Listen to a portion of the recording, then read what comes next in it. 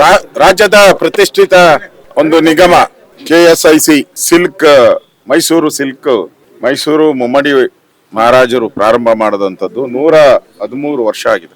ಇವತ್ತಿಗೂ ಕೂಡ ಮೈಸೂರು ಸಿಲ್ಕ್ ಅಂತ ಹೇಳಿದ್ರೆ ತಾಯಿ ಚಾಮುಂಡೇಶ್ವರಿಗೂ ಕೂಡ ಪ್ರತಿ ಹಬ್ಬದಲ್ಲೂ ಉಡಿಸುವಂತ ಸೀರೆ ಮೈಸೂರು ಸಿಲ್ಕ್. ಏನು ಟಿ ನರಸೀಪುರದಲ್ಲಿ ನೂಲನ್ನ ತಯಾರು ಮಾಡ್ತಾರೆ, ಆ ನೂಲು ಇಲ್ಲಿ ಬಂದ್ಮೇಲೆ ಇಲ್ಲಿ ಅದನ್ನ ಸೀರೆಯಾಗಿ ನೇಯ್ಗೆ ಮಾಡ್ತಾರೆ. ಅದಾದ್ಮೇಲೆ ಮಾರಾಟ ಹೇಗೆ ಅಂತ ಹೇಳಿದ್ರೆ, ನೀವೆಲ್ಲ ಬೇರೆ ಕಡೆ ಹೋದರೆ ರಾಶಿ ರಾಶಿ ಸೀರೆಗಳು ಹಾಕಿರ್ತಾರೆ, ಸಾವಿರಾರು ಸೀರೆಗಳು ಹಾಕಿರ್ತಾರೆ. ನಮ್ ಚಾಯ್ಸ್ ಇರ್ತೈತೆ ಅಲ್ಲಿ.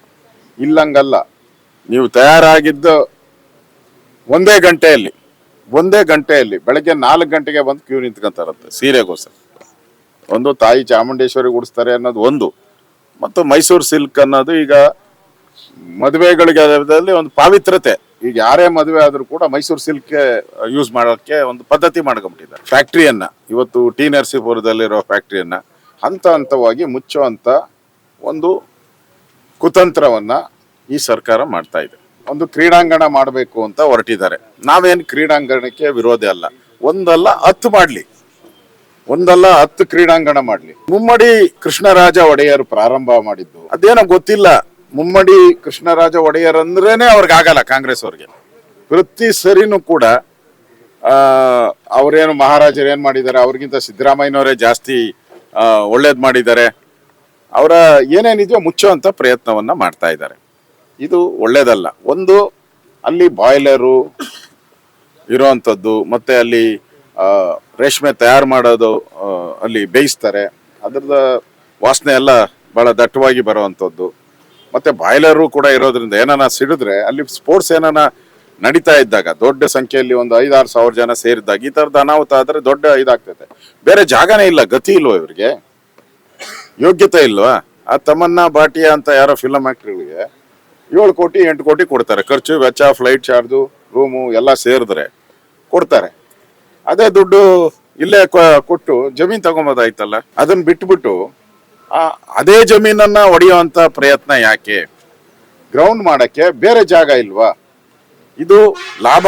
ಈ ವರ್ಷ ನಾನು ನೋಡಿದೆ 96 ಕೋಟಿ ಲಾಭ. 96 ಒಂದು ಸರ್ಕಾರಿ ಸಂಸ್ಥೆ, ನಾವು ಕನಸು ಮನ್ಸಲ್ಲಿ ಯೋಚನೆ ಮಾಡಕ್ಕಾಗಲ್ಲ. 96 ಕೋಟಿ ಲಾಭ ಬರ್ತಕ್ಕಂತ ಒಂದು ಫ್ಯಾಕ್ಟ್ರಿಯನ್ನ ಉದ್ಧಾರ ಮಾಡ್ಬೇಕೇ ಹೊರ್ತು ಆ ದುಡ್ಡನ್ನ ತಗೊಂಡಿದ್ದೀರಾ. ಮೊನ್ನೆ 40 ಕೋಟಿ ತಗೊಂಡಿದ್ದೀರಾ ಸರ್ಕಾರಕ್ಕೆ. ಪಾಪರ್ ಆಗಿದೆಯಲ್ಲ ಸರ್ಕಾರ, ಪಾಪರ್ ಆಗಿ ಭಿಕ್ಷೆ ಬಿಡ್ತಾ ಇದ್ದಾರೆ. ತಗೊಂಡಿದ್ದೀರಾ ನೀವು? ಇಲ್ಲಿ ವರ್ಕರ್ಸ್ಗೆ ಕೇಳಿದೆ ಎಷ್ಟು ಸಂಬಳ ಅಂತ ಹೇಳಿದ್ರೆ 3,000 ರೂಪಾಯಿ ಅಂತ. ಟ್ರೈನಿಂಗ್ಗೆ 3,000 ರೂಪಾಯಿ, ಅಪಾಯಿಂಟ್ ಆದ್ಮೇಲೆ 18,000 ರೂಪಾಯಿ. ಇಲ್ಲಿ ದುಡ್ಸ್ಕೊಂತೀರಾ ಅವ್ರ ಕೈಲಿ, ಲಾಭನ ಮಾತ್ರ ನಿಮ್ ಜೋಬ್ಗೆ ಹಾಕಂತೀರ. ಫ್ಯಾಕ್ಟ್ರಿನ ಮುಚ್ಚಾಕ್ ಹೊರಟಿದ್ದೀರಾ. ಇದಾಗಬಾರ್ದು. ಇದೊಂದು ರಾಜ್ಯದ ಪ್ರತಿಷ್ಠಿತ ಕಂಪನಿ. ಇದು ಮೈಸೂರು ಮಹಾರಾಜರು ಪ್ರಾರಂಭ ಮಾಡಿದ್ದು. ಇದು ಹೀಗೆ ಉಳಿಬೇಕು, ಕಬಳಿಕೆ ಆಗ್ಬಾರ್ದು. ಇಲ್ಲಿ ಸುಮಾರು ಒಟ್ಟು 1200 ಜನ ಕಾರ್ಮಿಕರು ಕೆಲಸ ಮಾಡ್ತಾ ಇದ್ದಾರೆ. 3 ಫ್ಯಾಕ್ಟ್ರಿ. ಆ ಫ್ಯಾಕ್ಟ್ರಿ ನಿಂತೋದ್ರೆ, ಟಿ ನರಸೀಪುರ ನಿಂತ್ರೆ ಮೈಸೂರು ಮುಚ್ಕೊಂಡು ಹೋಗ್ಬೇಕು, ಚನ್ನಪಟ್ಟಣನೂ ಮುಚ್ಕೊಂಡು ಹೋಗ್ಬೇಕು. ಯಾಕಂದ್ರೆ ನೂಲ್ ಬರ್ತಾ ಇರೋದ ಅಲ್ಲಿಂದ. ಇಲ್ಲಿ ಉನ್ನಾರ ನಾನು ಕೇಳಿದ್ದು, ಕಾರ್ಮಿಕರ ಒಂದು ಮಾತಲ್ಲಿ ಕೇಳಿರುವಂತದ್ದು, ಅದು ಮುಚ್ಚಿಬಿಟ್ರೆ ಇಂಪೋರ್ಟ್ ಮಾಡ್ಕೊಬಹುದು. ಚೈನಾದಿಂದ ಬೇರೆಯಿಂದ ಕಮಿಷನ್ ಸಿಗ್ತೈತೆ. ಇಲ್ಲಿ ಕಮಿಷನ್ ಸಿಗಲ್ಲ. ನೀವು ಇಂಪೋರ್ಟ್ ಮಾಡ್ಕೊಂಡ್ರೆ ಕಮಿಷನ್ ಕೊಡ್ತಾರೆ, 30% 50% ಇವ್ರ ಕಮಿಷನ್ ಬರ್ತೈತೆ. ಆ ಕಮಿಷನ್ಗೋಸ್ಕರ ಇವತ್ತು ಮುಚ್ಚುವಂತ ಪ್ರಯತ್ನ ಮಾಡ್ತಾ ಇದ್ದಾರೆ. ಅದಕ್ಕೆ ನಾನು ಇವು ಗ್ರೌಂಡ್ಗಳನ್ನ ನಾನೇ ಬರ್ತೀನಿ, ಒಂದು 10 ಗ್ರೌಂಡ್ ಮಾಡಿ. ಆದ್ರೆ ಇರೋಂತ ಒಂದು ಪ್ರತಿಷ್ಠಿತ ಸಮಾಜಕ್ಕೆ ಮೈಸೂರು ಸಿಲ್ಕ್ ಅಂದ್ರೇನೆ ಒಂದು ಬ್ರ್ಯಾಂಡ್. ಅದು ಅಂತ ಒಂದು ಬ್ರ್ಯಾಂಡ್ ಇರೋಂಥ ಕಂಪನಿಯನ್ನ ಮುಚ್ಚಕ್ಕೆ ಹೋಗುವಂಥದ್ದು, ಅಥವಾ ಅದರಲ್ಲಿ ಏನೋ ಕ್ರೀಡಾಂಗಣ ಮಾಡುವಂಥದ್ದು, ಇನ್ನೊಂದು ಮಾಡುವಂಥದ್ದು ಒಳ್ಳೇದಲ್ಲ. ಬೇರೆ ಜಾಗ ಇದೆ, ಬೇಕಾದಷ್ಟು ಜಾಗ ಇದೆ. ಜಾಗ ಗತಿ ಇಲ್ವಾ ನಿಮ್ಗೆ?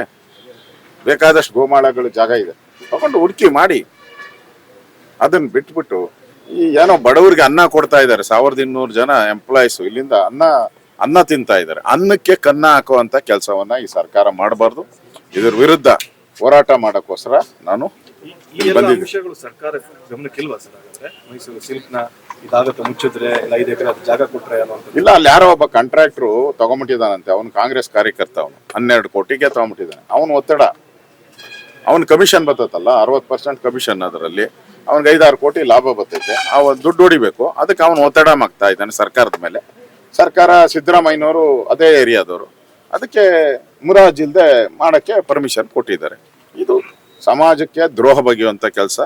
1200 ಜನದ ಕಾರ್ಮಿಕರೇದಿದೆ, ಅವ್ರಿಗೆ ದ್ರೋಹ ಬಗೆಯುವಂಥ ಕೆಲಸ. ಅದರಿಂದ ಇದನ್ನ ನಾವು ಹೋರಾಟ ತೆಗೆದುಕೊಂಡಿದ್ದೀವಿ. ಮೊನ್ನೆನೂ ಕೂಡ ನಾವು ನಮ್ಮ ಪಾರ್ಟಿ ಹುಬ್ಳಿಯಲ್ಲಿ ನಾವು ಕೂಡ ಈ ಸ್ಟೂಡೆಂಟ್ ಆರ್ಗನೈಸೇಷನ್ ಇದು ಹೋರಾಟದಲ್ಲಿ ನಾನೇ ಹೋಗಿ ಭಾಗವಹಿಸಿದ್ದೆ.